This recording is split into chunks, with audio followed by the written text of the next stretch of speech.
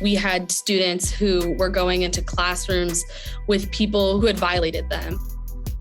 I just didn't understand why it was such a big deal for a girl to wrestle. In elementary school, junior high, and even in college, there weren't a lot of women in the math, science, and engineering fields. Why was I kind of like an outlier?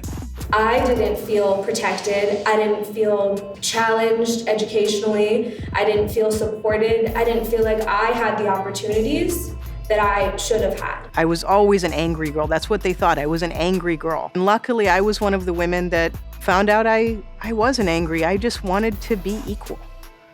And it wasn't equal. And that is something to be angry about. We have a motto that says, I play for my team, past, present, and future.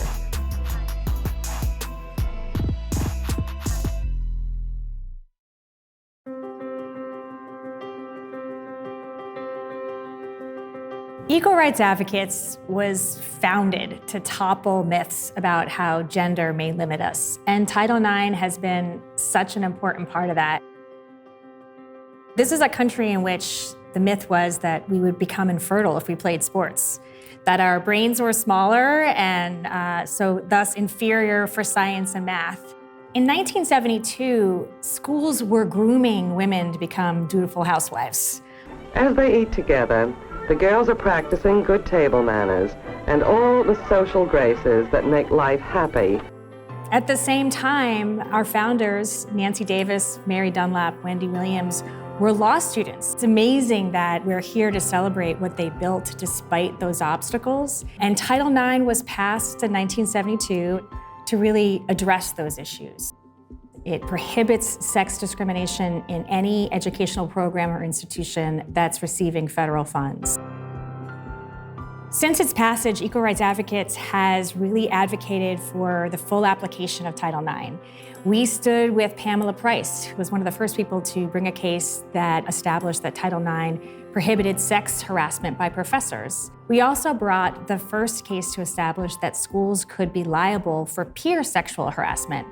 We worked with 116 school districts to make sure that they understood its application in this social media age. We were at the forefront of cases that were really pushing gender equity on the playing fields, including in historically male-dominated sports. Being on the mat was exhilarating. It is a place where I felt strong and fierce and ready to battle. I became interested in wrestling during my junior year of high school. I just found the sport so intriguing and exciting, and the wrestling coach told me that there's a school district policy that didn't allow girls to wrestle. When I went to college, I sought out those opportunities, and I was just so excited to be welcomed by Coach Birch. It was an amazing experience, the best time of my life, to be able to wrestle on the team, to be accepted by others, and to be treated as an equal. In my junior year, Coach calls in the female wrestlers, and he tells us that the athletic department is removing the women from the team.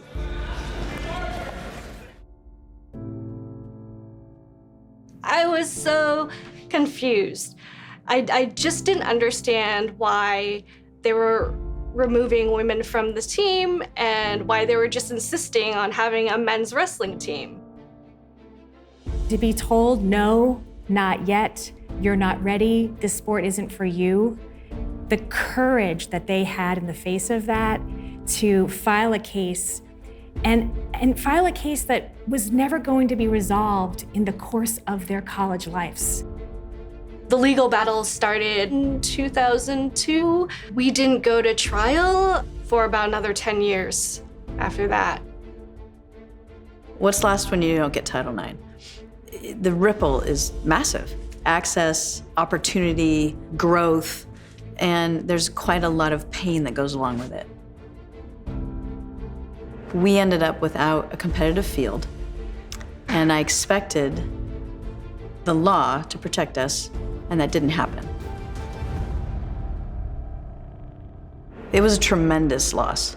It set back careers. Some left, some transferred. It affected all things academic and athletic. And a program that I spent 20 years building came to a dead standstill.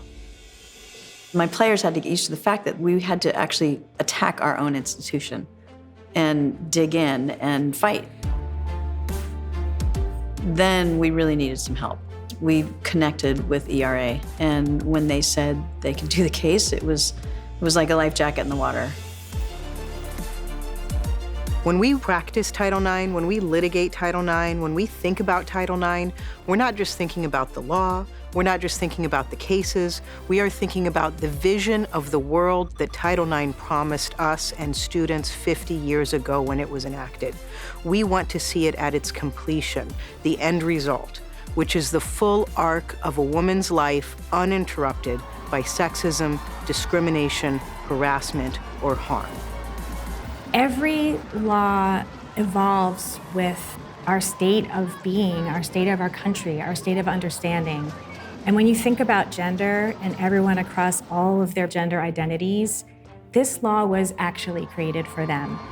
When I think about schools' obligations to queer and trans students, what I think about most often is a commitment to seeing them in their totality and doing right by them. It's about the student, it's about the survivor.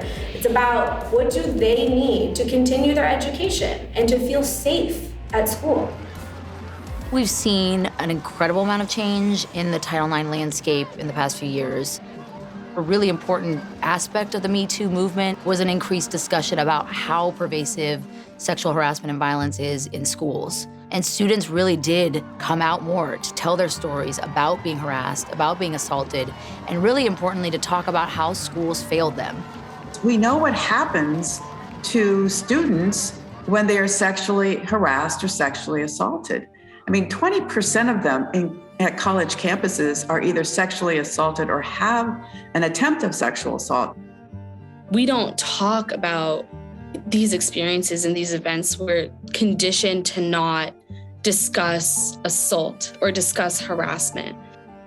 A small group of girls and we wrote a letter to the administration saying we need better consent training.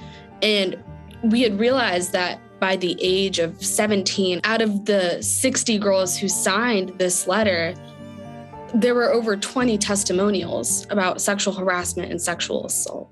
Without the proper response or the proper adult to talk to about it, it will have long lasting impacts for students. Safety is a key component to being able to get an equal education.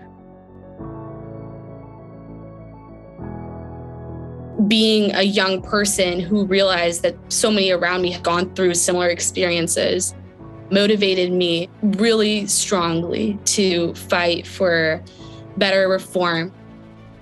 And so I came to ERA seeking strategies, seeking emotional support. Current student activism doesn't just give me hope for Title IX, it gives me my marching orders. It's from them that we get our information on what needs to be done next. This is what the real courage is of Title IX plaintiffs. They bring cases that resolve after they've lost that opportunity, after they've had to leave and move on with their lives, but they're doing it for the next generation. My team and I learned the difference between advocacy and activism. I want every Black and brown woman out there to know that we matter, to know that we deserve to be respected, supported, uplifted, and protected. Everyone should have the opportunity to partake in everything that society offers. No one should be held down. And I really believe that that's what Equal Rights Advocates does, to make sure that the right recognition is given to underprivileged or under-recognized parts of society. That diversity that we have is so important. People with different, genders or backgrounds or races or religions, they bring different perspectives. And really that strengthens our community.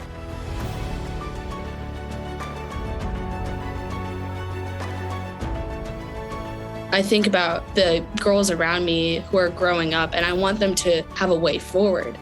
And, that way forward can't happen unless we make it happen. How do we do better? How do we expand? How do we think past what already is and move towards what we want?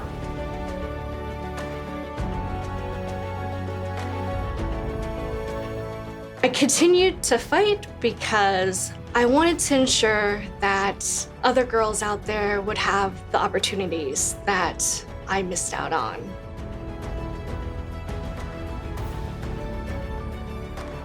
I didn't know that I would need ERA, but thank God they were there. What we do differently than everybody else. But we do it in a way that also supports everyone else doing this work. Each and every one of us has that resolve in us. And sometimes we just have to find it.